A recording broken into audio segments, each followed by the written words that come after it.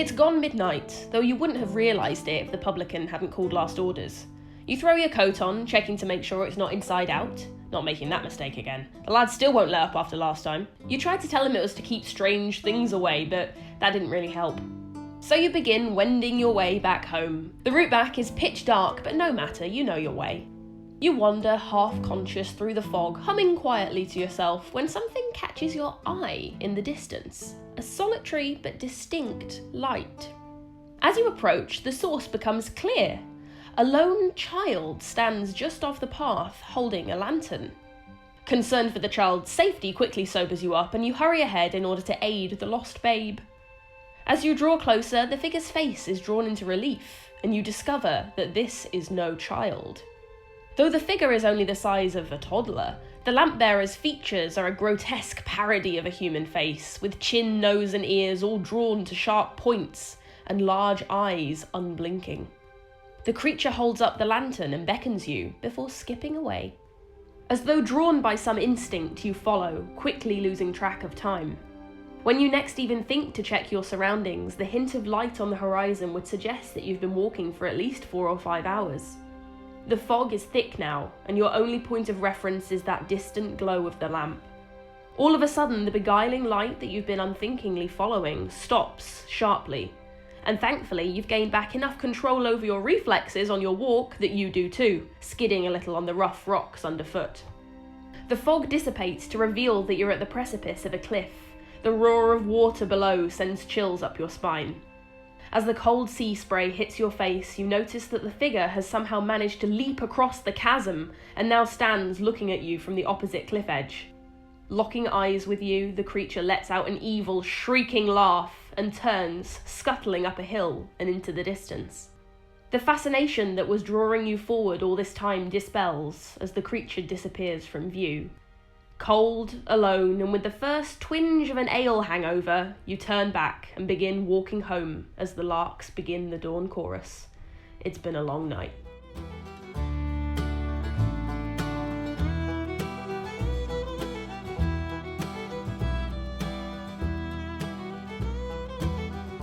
Welcome, one and all, and let me tell you a tale of gods and goblins. A podcast exploring the bizarre and beautiful world of British mythology, folklore and fairy tales.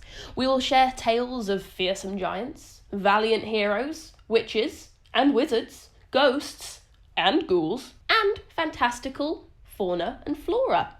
But in this, our first series, we are continuing to take a look at the fairies of the British Isles. Part A of our classification of the fairies of the British Isles focused on the friendlier fairies, the brownies, bwcas, bwbachs, Robin Goodfellow, and the origin of Shakespeare's Puck. Also, the origin of J.K. Rowling's Dobby the house elf. And we tried to make sense of some of the differences between piskies and pixies, some of which are helpful friends, and some who enjoy tormenting people by leading them into peat bogs at night, as per the little rascal in our opening tale.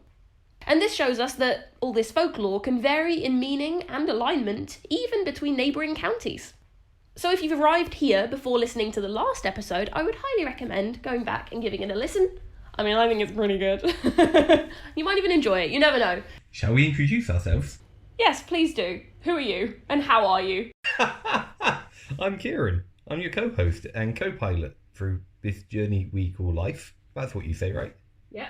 We're switching it up today. My name is Heather Morehouse and I am your narrator. How are you, Heather? I'm pretty good. I was pretty bad earlier. Yeah. Why? Oh, well, I had a little bit of a hangover, much like the little character, the little main character in our first story there. Kieran is very good at making cocktails. And this is a great thing at the time and a very bad thing the day after. So I was feeling quite horrendous. Woke up at 6 a.m, filled to the brim with nausea and self-loathing. And then I tried to be a person, couldn't handle it, had a little sleep, got up again, had a run, which felt very pious. A little bit like I was, flagellating myself, but you know what? It sorted me right out. And right now I'm feeling tip-top. Looking forward to this episode? This is one where it gets kind of weird. And it's actually the first time we're going to talk about both gods and goblins. So until now, we had been really false advertising. We'll make it up to you today. Today, we're going to be discussing 3 further categories of fairies.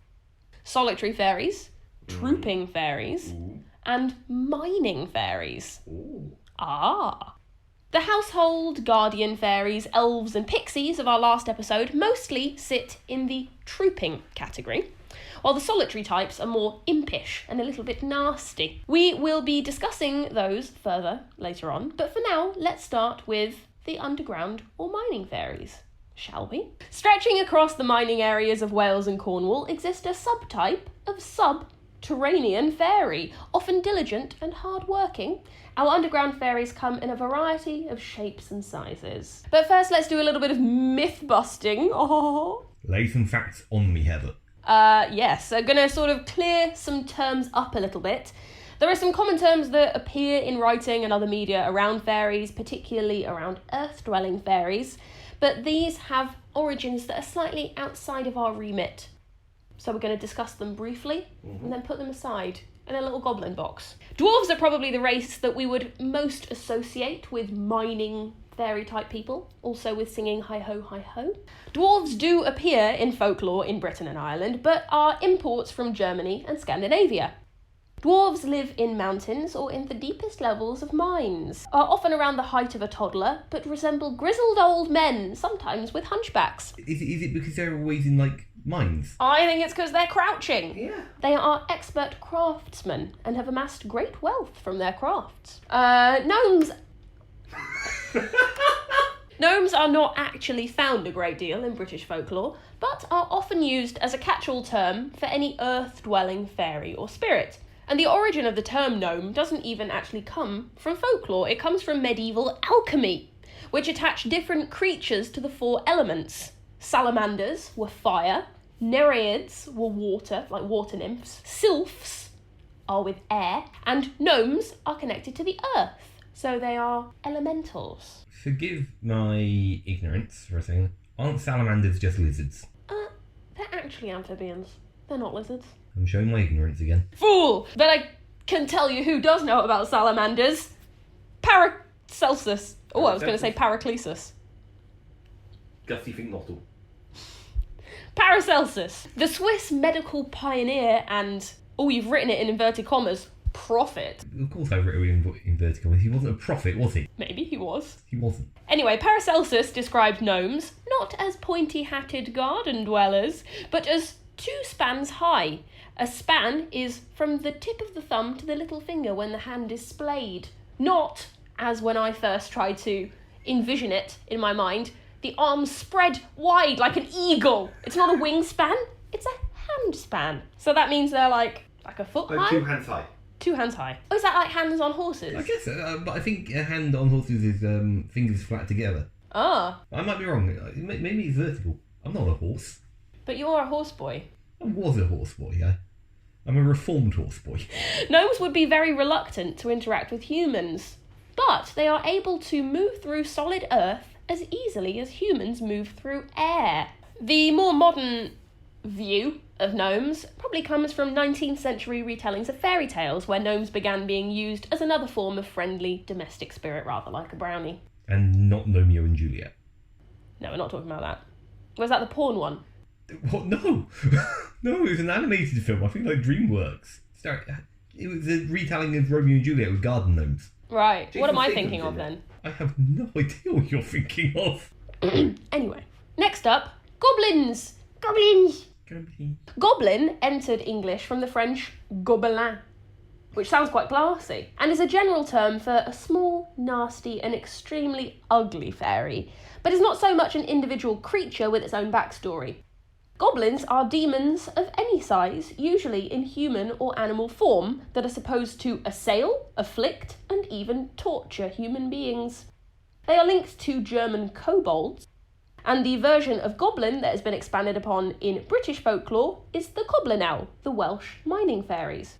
Now, good old Wirt Sykes, always championing the Welsh language, has suggested that the name coblynau comes from the Welsh for knocking or thumping, meaning coblin, and he claims certainly that the origin of the word goblin comes from coblin.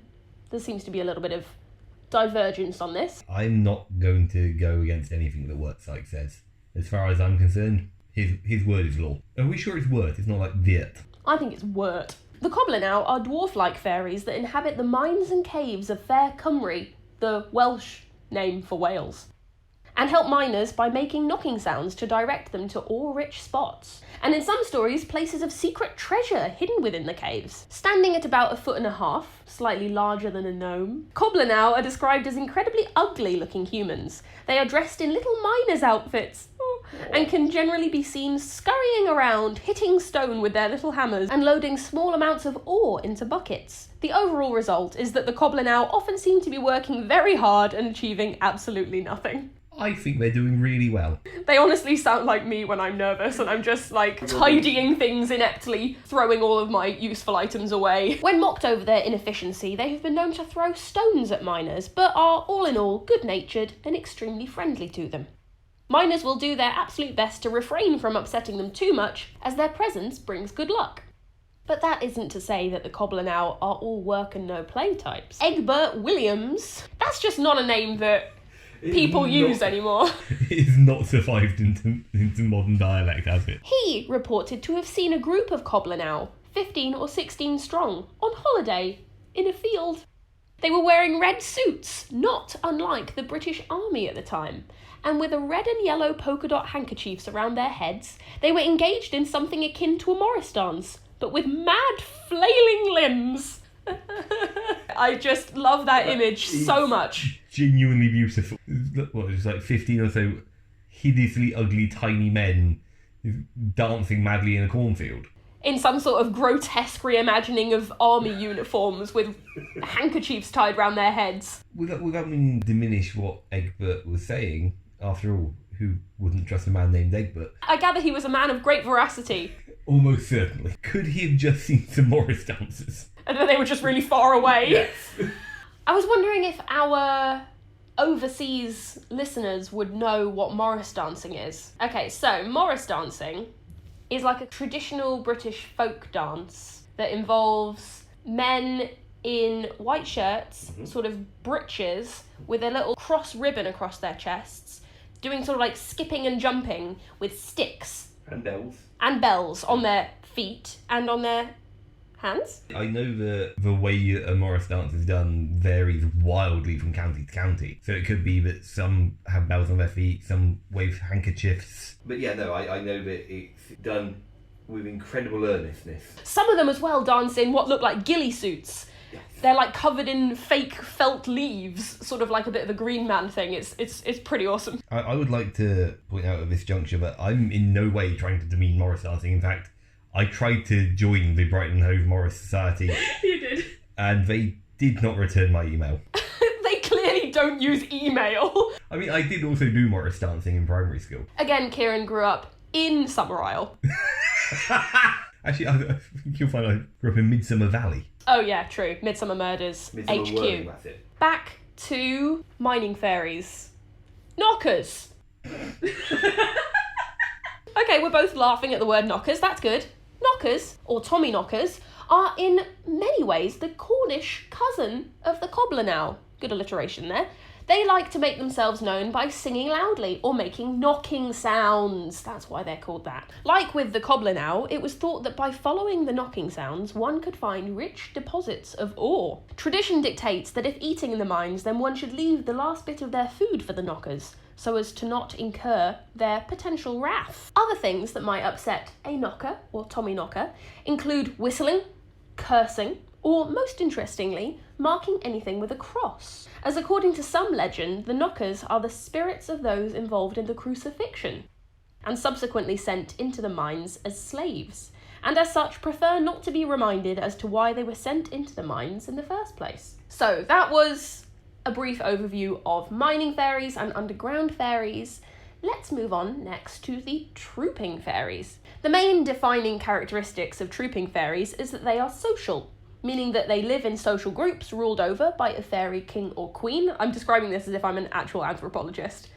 And they aren't antisocial towards humans to the point of being overtly malicious without prompting. They tend to wear green jackets, while solitary fairies are often shown in red. Is there any reason for that? Green is go, Red is stop. Danger. Oh! Green is go. Good. Verdant. Life. Joy. Nature. Yes. And red is danger. Blood. Scary. And they vary in size from small enough to wear heather flowers as caps, according to Yeats, to around 4 feet tall. Trooping fairies and the fairy aristocrats that rule them are most commonly found in Ireland, Scotland and the English borderlands. Trooping fairies would often go on fairy raids, parades in which they would dress themselves and their horses in finery and troop in a grand procession, creating fairy trails that leave patches of dark grass miles long. Thomas Cately describes the raid in his book The Fairy Mythology. It took place on the coming in of summer, when the peasantry, they always refer to people that are just not from cities as peasants, when the peasantry, by using the precaution of placing a branch of rowan over their door, would safely gaze on the cavalcade. With music sounding, bridles ringing and voices mingling, it pursued its way from place to place. An old woman of Nitherdale gave the following description of one of these processions. In the night before Roodmas. The night before what, sorry? Roodmas! Couple of days after May Day. So it's around the festival of Beltane or Bealtaine, which is, the May Day coming of spring into summertime festival. So it was the night before Roodmas, and she and a neighbour had heard the loud laugh of folk riding, with the jingling of bridles and the clanking of hoofs. They assumed it was some drunken folk, but soon saw it was the fairy folk's raid. A beam of light was dancing over them, more bonny than moonshine. And they were a wee folk with green scarfs on, but there was one that rode foremost, and that one was a good deal larger than the rest, with bonny long hair tied with a strap that glinted like stars. They rode on small white horses with swooping tails and manes hung with whistles that the wind played on. This, and their tongue when they sang, was like the sound of a faraway psalm. When coming to a high hedge of haw trees, keeping them from going through Johnny Corrie's corn, they leapt over it like sparrows. The woman goes on to say that going back to the field the next day, not a hoof mark was there, nor a blade of grass broken. So this was in the time that people drank wine because the water was poisonous, right? And though trooping fairies are less likely to straight up kill or maim humans than solitary fairies, they are known to steal mortals away and make their spouses, non-consensual spouses. That doesn't sound like a spouse to me. That sounds like something different. Yeah, but the books are very euphemistic, so we'll just leave that there and talk about a particular type of trooping fairy. We're going to start with the Dana O'Shea. Ooh. These trooping fairies are said to have descended from the Tuatha de Danann, a divine race from Irish mythology and pseudo-history. They became the beautiful and regal fairies known as the Dana O'Shea, who live in the land known as Tir na Nog, the land of the ever-young. So named because they live forever there, unless their death is ordered by the fairy monarch. Why would they order a death? Generally disobeying the monarch, I guess. Yeah. Maybe it's like Logan's Run. Surely they can't live forever if it's like Logan's Run. Well, they live forever until they die. It's like Logan's Run, isn't it? No one dies of natural causes in Logan's Run. Yeah, that's a fair point. The Dana O'Shea closely resemble humans, just better looking. And like many trooping fairies, they enjoy feasting, hunting, horseback riding, dancing, and going on fairy raids. The Tuatha de Danann, that the Dana O'Shea came from, are the people of the goddess Dana, and they were the mythological race that was said to have conquered the Firbolgs and the Fomorians to become the 5th group of people to inhabit Ireland.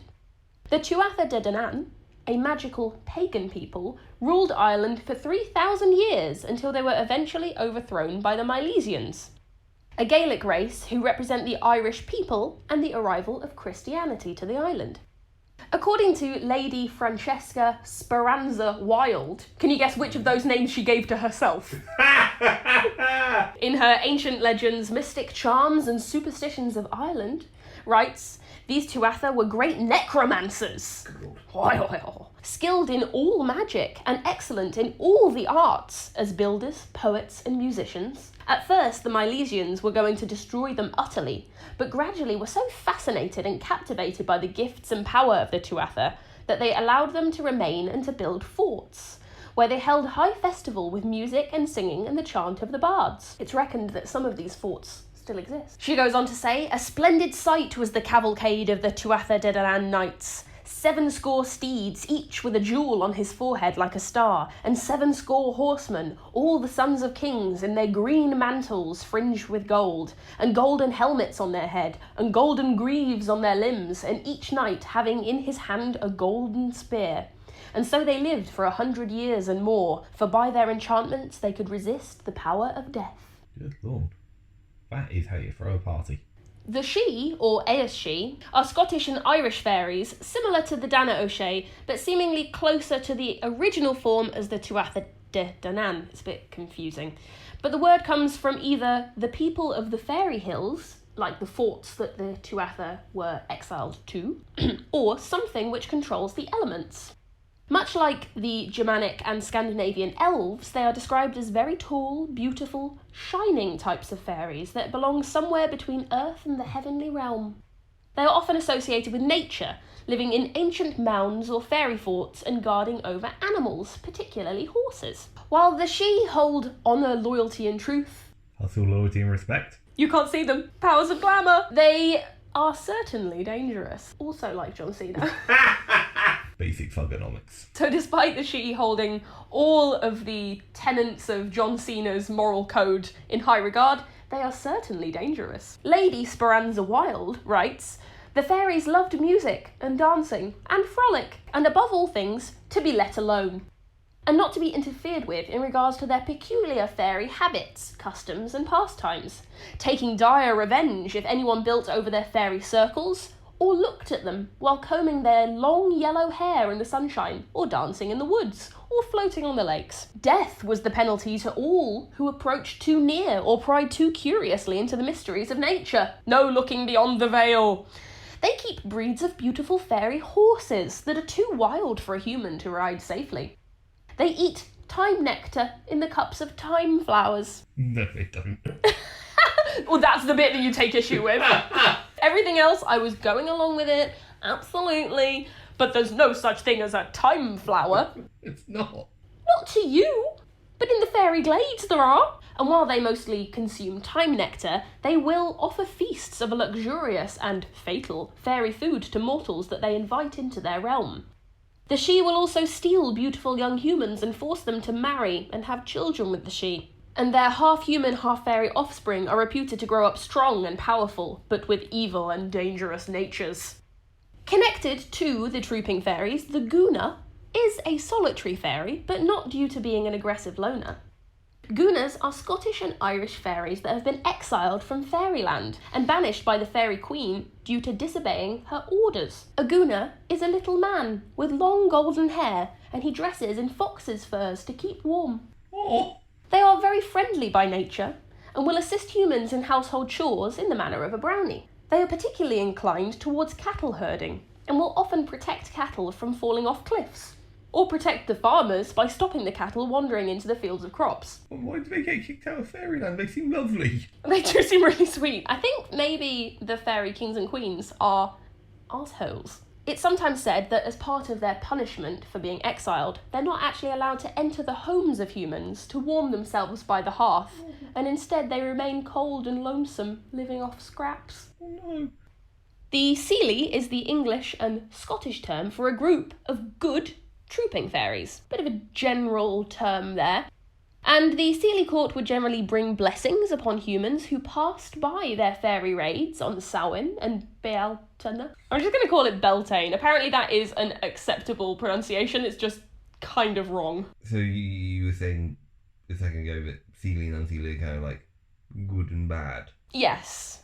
Is that like according to their morality or ours? Because even like good fairies aren't good, you know? Yeah, I think, we kind of roughly break it into good and bad just because, we're dealing with stories and that's the easiest way for us to do it. But yeah, they don't really adhere to like morality in the human sense. It seems to me, if you're looking at the alignment chart, absolutely, fairies more adhere to like lawful and chaotic rather than good and evil. That's actually a really good point. We can probably call Seelie lawful and then Unseelie chaotic. Yeah. Probably better than good or bad. Yeah.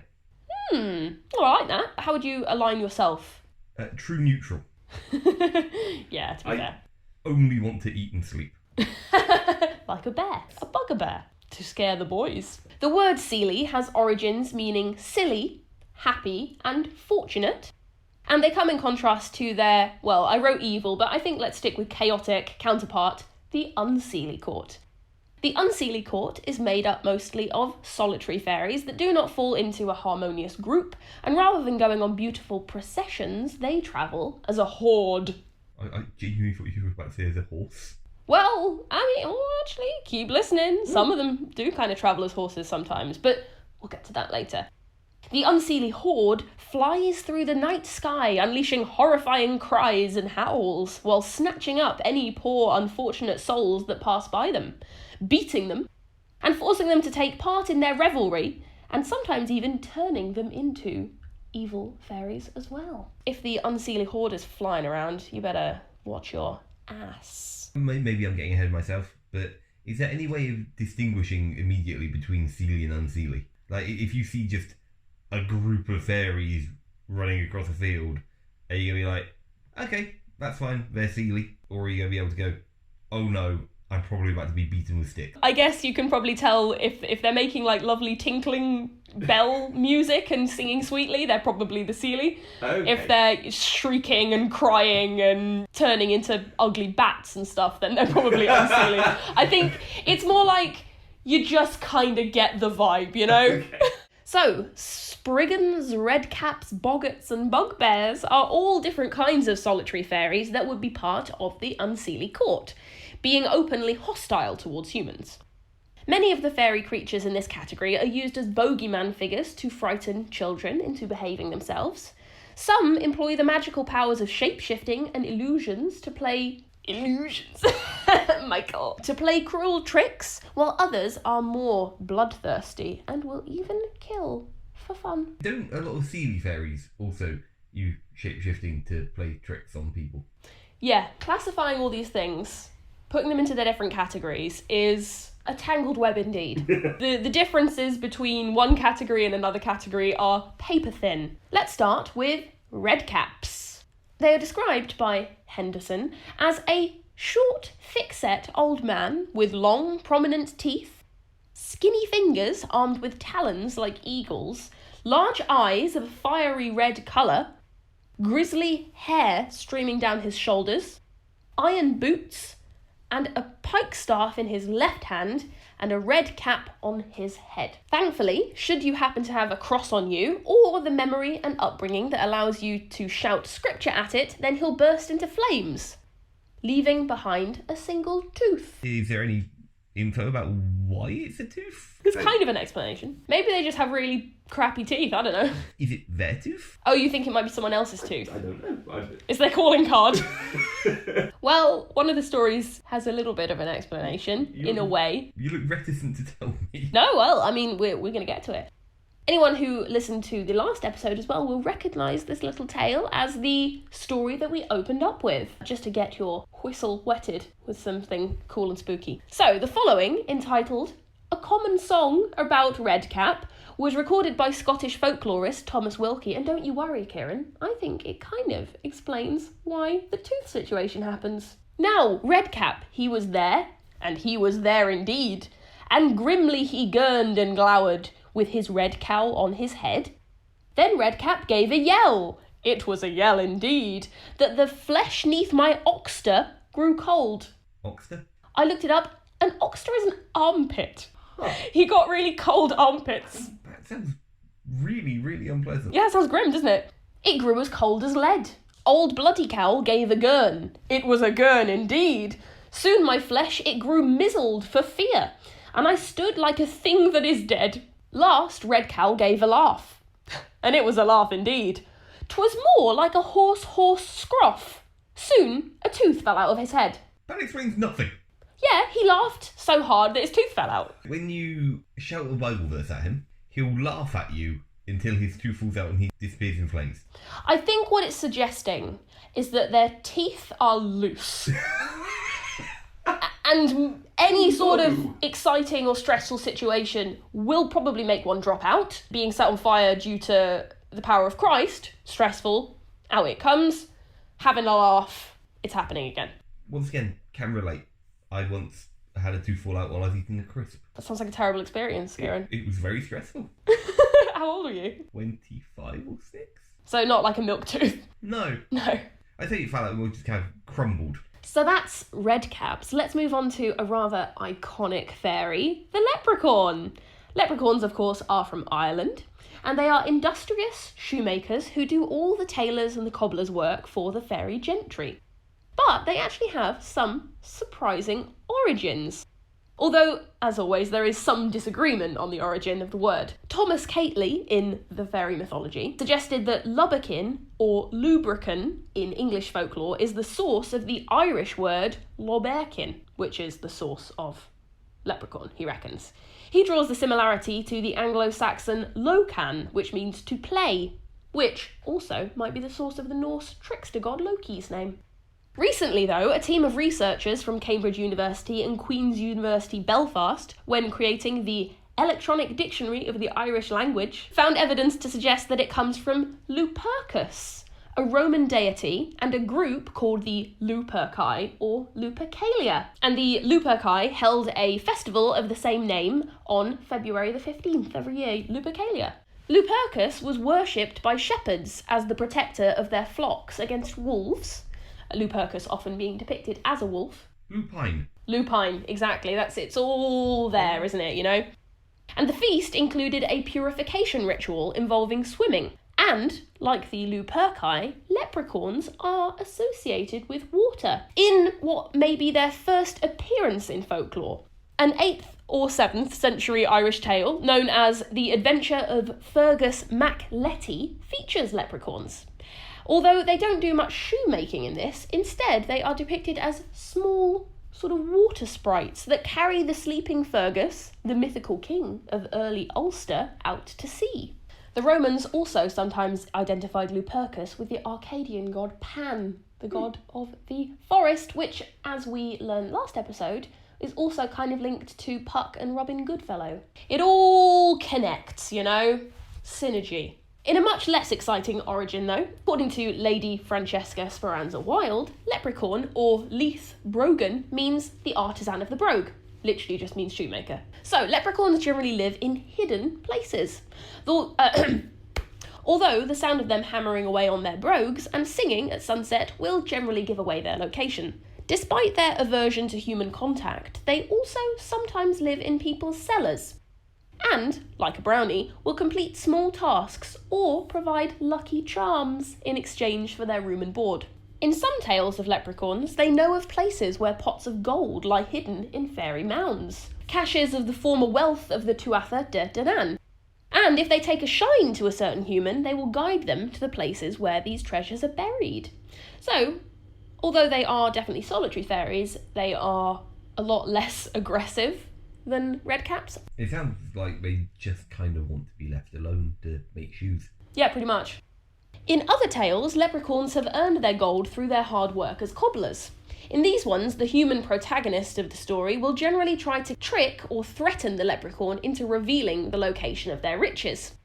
Cately, weirdly I think, paints the leprechaun in a pretty harsh light here for not wanting his accumulated wealth to be stolen by some shithead human, calling him a curmudgeon, going on to say, it is only by the most violent threats of doing him some bodily harm that he can be made to show the place where his treasure lies. But if the person who has caught him can be induced, a thing that always happens by the way, to take his eyes off him, he vanishes, and with him the prospect of wealth. I don't know what it says about me, but I almost invariably side with the fairies in these stories. Because you're a magical creature! The humans are always awful to them. Yeah, they're always trying to get one over on the fairies. This guy's just making shoes, having a little sing, sitting in a hole, and this human turns up, tries to beat him up, steal all his gold. Thankfully, the leprechaun can basically just do the look over there trick, and it does work, because humans are not as smart as fairies. I think maybe the true villain is man. Pottons! Pottons? Pottons are unattractive fairies with broad frames and hands and feet out of proportion to the rest of their bodies, and clad in earth-toned breeches and jerkins. The Pottons live in caves and tunnels that open between the exposed roots of trees deep in forests, with only their red eyes glowing in the shadows that would give passers-by any indication as to what inhabited the holes. I do like the idea of these Potton holes, the little caves all underneath the roots of trees. That sounds delightful. I want to live in one. They were regarded with disdain by poachers who blamed them for shortages of game. Maybe they should just, stop poaching. If you're a poacher and you're poaching, you're doing it illegally. Is that by its nature? Yeah, poachers, traditionally it would be you're going onto somebody else's land to kill the game that inhabits, their forest or their field. Right.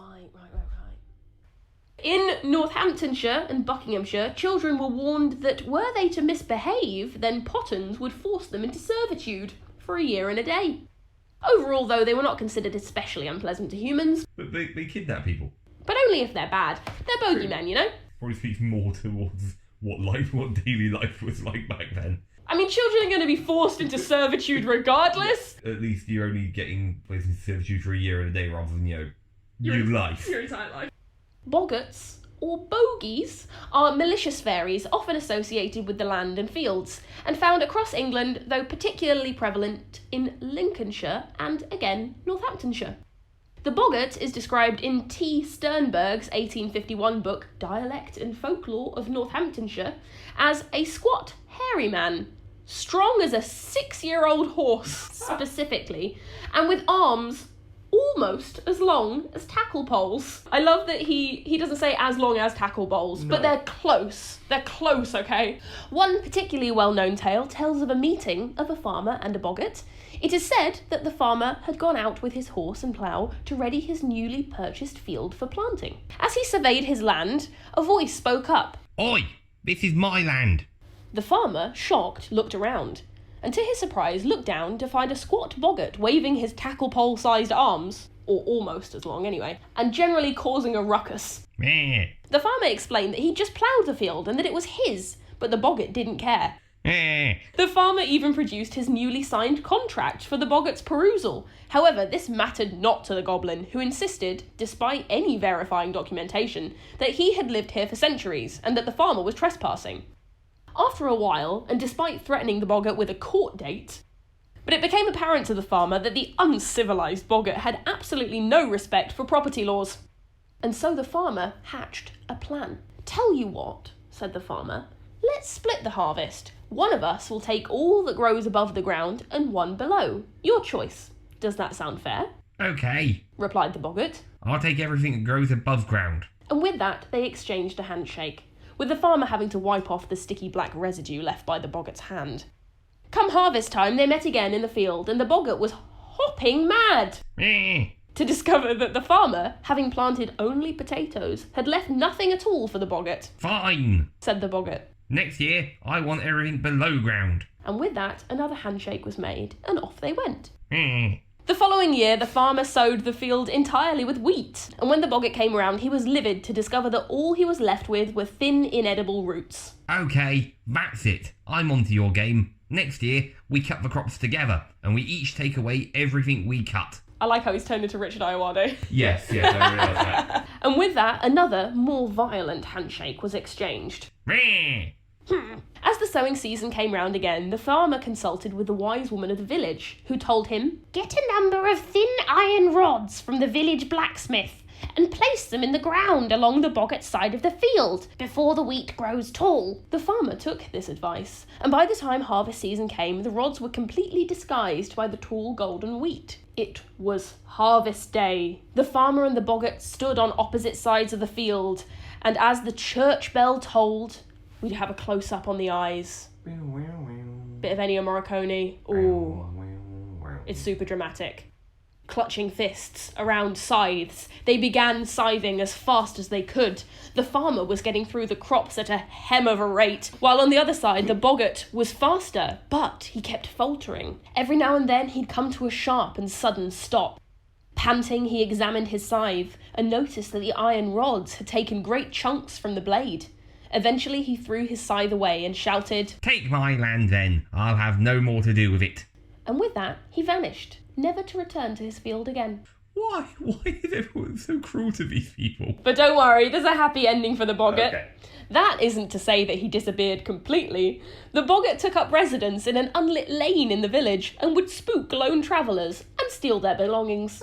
That's not a happy ending at all. The boggart's happy, he's having a great I time. don't think he is. I think he'd be happier if he had his field and he could do Morris dances with his horrifying arms. Oh wow, yeah, he could really fling those sticks around. No, I think that's probably why he was so bad at scything. Arms are too long. Yeah, no control. Next, the puka. So the puka is the Irish version of the English puck or Welsh puka, linguistically, but in Irish folklore they are filled with malice. Sometimes they appear in the form of wild white horses with chains hanging from them. Sometimes they're black dogs. Quite devilish, I think. And at other times they appear in the form of goats. There has been some suggestion that the puka originates from Nordic mythology, with the mischief-making evil sprite known as the Pookie bearing a lot of similarity. Pukas are most likely to strike after Samhain, and are often seen leaping high over fences and spreading blight to the farmers' crops. When blackberries begin to decay, children are warned not to eat them, as they have been touched by the puka. There is a tale called The Puka and the Piper, collected by Douglas Hyde, that features a shape-shifting puka with not particularly vicious intent, but he's definitely playing around with someone. A trickster he is. He be. In the old times, there was a young man living in Dunmore in the County Galway. It was generally agreed that the boy was a fool, but in his defence, he was also a mediocre piper. He was often brought in by the gentlemen of the town to play the pipe at their swanky shindigs. He only knew one song, The Black Rogue, but the gentlemen liked that song and found the young lad quite entertaining, so they'd pay him well and give him as much food and drink as he liked. One night, as he was leaving one of these parties, silver in his purse, he was staggering across the bridge and tooting his one tune when he was thrown up into the air and onto the back of a puka in the form of a horned beast. The boy exclaimed, "Destruction on you, you nasty beast! Take me home! I have a 10-penny piece in my pocket for my mother, and she wants snuff." "Never mind your mother," said the puka, "but keep hold, because if you fall, you'll break your neck and your pipes. I want some music. Play me the Shan Van Vocht." But the piper told the puka that he didn't know it. "I could do Black Rogue." The puka huffed through his snout. "If I wanted to hear Black Rogue, I'd have asked for Black Rogue. It doesn't matter if you know Shan Van Vocht or not, just put your lips together and blow. I'll make you know." And sure enough, he started playing it perfectly, even throwing in some extra sweet little twiddles here and there and feeling like an absolute rock star. Not that rock had been invented yet. "Now I've taught you how to play, you're going to come entertain my banshee buddies out at Croagh Patrick this evening. They're having a party, and you're going to be the entertainment. Don't worry, you'll be paid for your trouble." "This is quite good luck, actually," said the boy. "I need to go on a pilgrimage to Croagh Patrick. Father William ordered me to do it after I stole a goose from him last Martinmas. This is way easier than walking." So the puka transformed into a white horse, and off they went. They eventually arrived at a grand house with hundreds of banshees sitting round a table. They welcomed the puka, and were excited when he shoved the boy in front. "Let me introduce you to the greatest piper in Ireland." The wizened old head banshee looked closely at the lad, and struck her cane on the ground. At that, a door appeared in the wall, and a white goose came waddling out. "Hang on, I remember that goose. That's the one I stole from Father William. Me and my mum ate that goose." The reincarnated goose gave the boy a stern look, and started clearing the plates and cutlery off the table before stacking up the chairs. The puka tapped the boy on the shoulder. "You're here to entertain, so stop ogling the staff and start entertaining." And so the boy played jigs and reels and waltzes and polkas, and the old ladies danced until the sun kissed the windows of the banshee's house. When it came time to wrap up, he was given a gold piece from each of the banshees in attendance. "By the tooth of St. Patrick, I'm as rich as a lord!" And just as he was about to set out, the goose waddled forth from the kitchen and dropped a new set of pipes at the boy's feet. The boy picked up the pipes, and the puka dropped the boy off at the bridge where they first met. Flinging open his front door, the boy yelled, "Mother, I'm as rich as the Dickens and the best piper in Ireland!" "No, you're drunk," she replied, peering into her empty snuff box. But the boy was undeterred, and he jangled his purse, much to his mother's delight. "You think that's good? Wait till you hear my music," said the boy, lacking perspective. He put his new pipes to his lips and started to play.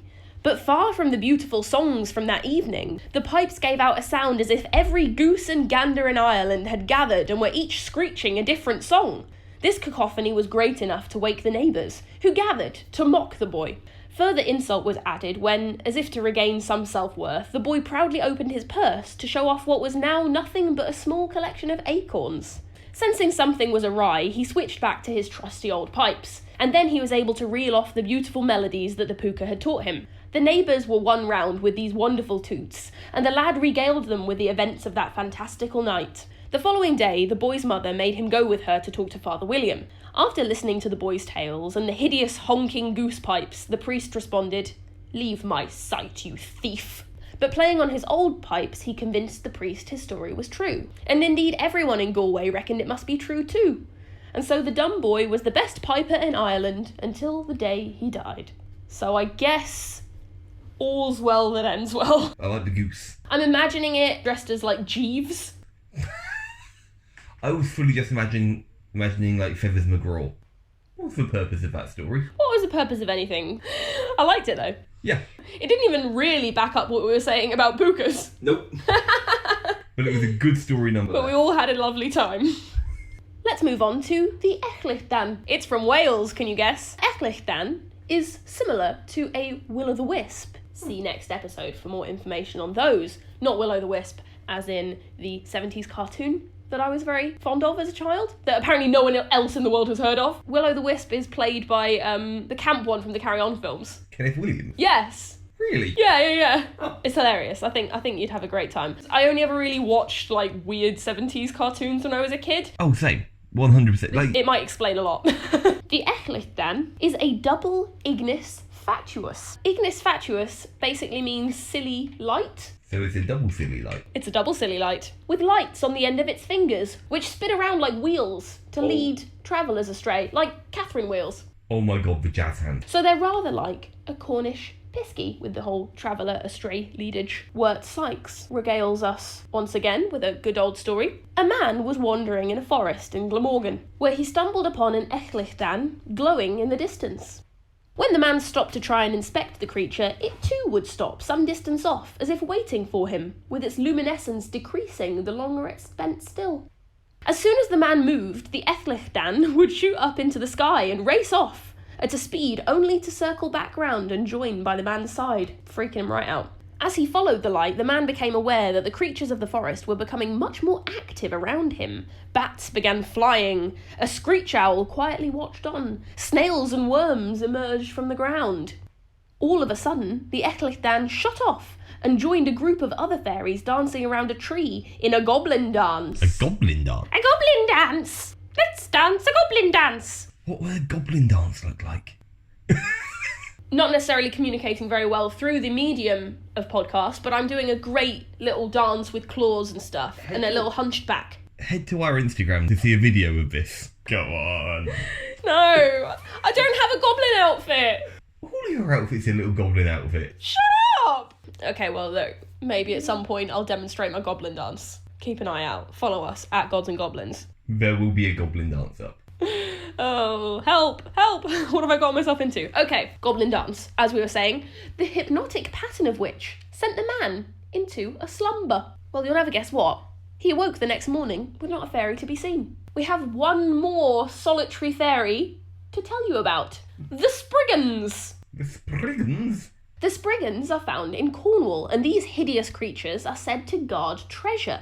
They would often appear to treasure hunters once they had done a large amount of excavation, and they would use their terrible visages to cause the person to turn and run in terror.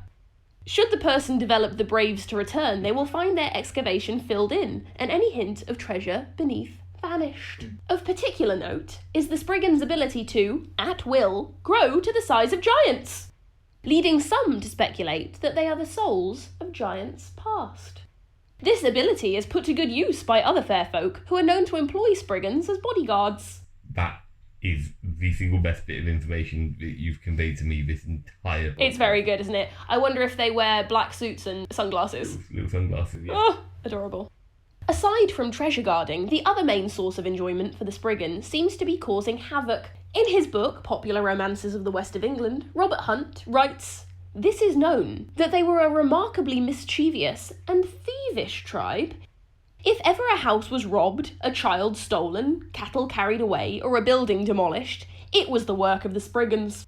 Whatever commotion took place in the earth, air, or water, it was all put down as the work of these spirits. I have a harder time defending these guys. Okay, well, that wraps it up for today. No. Yes, I'm terribly sorry, but we have come to the end of our tales. We have covered quite a few different kinds of fairies of the British Isles. This was supposed to be brief. We were supposed to have like a sentence for each one, and now look at us. All that's left to do is to say our farewells and to remind you, if you'd like to follow us on all of the social media, we are at Gods and Goblins. We're on the Twitter, we're on Instagram, we're on Facebook, I think. I think we're on Facebook. Yeah. There's a relatively low chance that we'll actually update the Facebook, but you know what I mean. If you'd like to send us an email, you can do so at godgobpod@gmail.com. Show us your goblin dances. Yes, please send us your goblin dancing. #goblin dance on all the socials. And we will look at those dances. And judge you harshly. And judge you kindly. That's See? the one. Good cop, bad cop. Okay. You can listen to us and subscribe if you like on all of the podcast things. We're on Apple Podcasts, we're on Spotify, we're also on SoundCloud and YouTube if you would prefer to listen there. We're on Stitcher, we're on Google Podcasts, we're on all of them. We will look forward to speaking with you again in 2 weeks' time for episode 3, which is all about fairy origins. Where do they come from and where do they live? Should be quite a good one. So stay tuned for that. We look forward to speaking with you then, and all that is left to do is to say a goodbye from me, Heather Morehouse. Goodbye. And the screeching of all the geese and ganders in Ireland from me, Kieran Hill. Bye!